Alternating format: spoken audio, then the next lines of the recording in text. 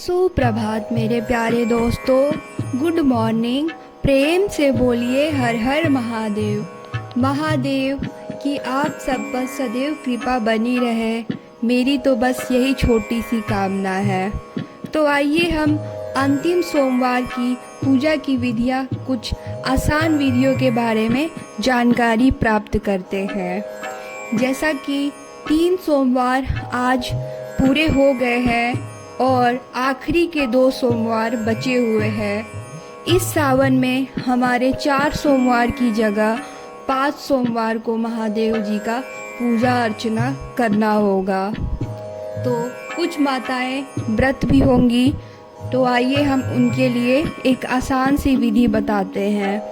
आपको सुबह सुबह 5 बेलपत्र इकट्ठे करने हैं और एक मंजरी का माला इकट्ठा करना है और कुछ शहद और चावल जो कि पूरे साबुत हो और कच्चा दूध, उसमें शहद को मिलाकर शिवलिंग पर अर्पित कर दें। तत्पश्चात गंगाजल डालें। तत्पश्चात मंजरी का फूल चढ़ाएं और महादेव के शिवलिंग के ऊपर 5 बेलपत्र चढ़ाएं। ध्यान रखें दोस्तों, महादेव तभी प्रसन्न होते हैं जब उनसे पूर्व उनके नंदी और बाकी उनके पुत्रों और उनकी पुत्रियों की पूजा अर्चना होती है। आप सबको ये पता नहीं होगा, महादेव बहुत ही भोले हैं। वो तब प्रसन्न होते हैं जब उनके साथ रहने वाले, उनके जो प्रिय दोस्त बंधु हैं, उनकी पूजा हो, उनके परिवार की पूजा हो, तभी वो प्रसन्न होते हैं। तो सर्वप्रथम हमें गणेश जी की पूजा करनी चाहिए।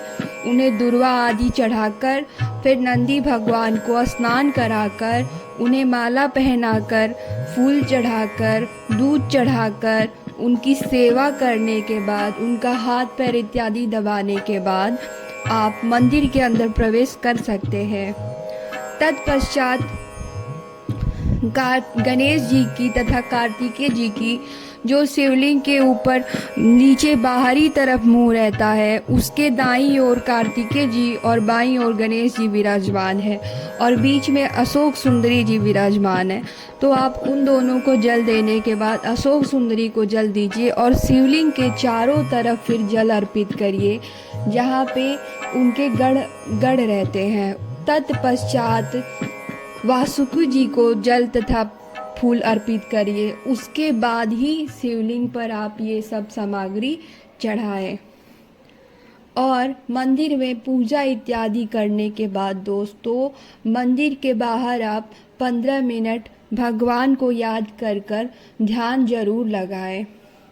उससे आपके अंदर जितने भी नकारात्मक शक्ति होती है, जितनी भी दुष्ट ऊर्जा होती है, जितने भी आपके शत्रु होते हैं, उन सब का विनाश होने लगता है। आपको पता भी नहीं चलेगा कि आपने ऐसा क्या किया। आपने ऐसा किया ही क्या कि सारे शत्रुओं का विनाश हो गया। बस उस समय आपका शरीर नहीं, आपके आत्मा का मिलन महादेव से होता है। महादेव को आप सुन सकते हैं। उस समय आप ध्यान मग्न हो जाते हैं। ध्यान रहे दोस्तों, ध्यान के वक्त आपके मन में और कोई विचार ना आए, सिर्फ उस वक्त भगवान को ही सामने देखकर आप ध्यान लगाएं। सारी व्यर्थ की चिंताएं छोड़ दें। ये कलयुग है दोस्तों, इतना चिंता करेंगे तो आप चिंता में ही डूब जाएंगे।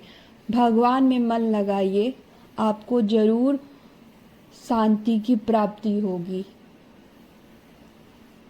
दोस्तों, आज मुझे बस यही आपसे कुछ चंद बातें, पूजा की विधियाँ बतानी थी, जिससे आप नकारात्मक ऊर्जा से बाहर निकल सकते हैं।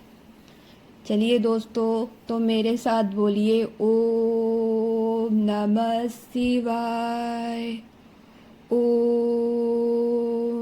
नमः शिवाय, ओम नमः शिवाय, ओम नमः शिवाय।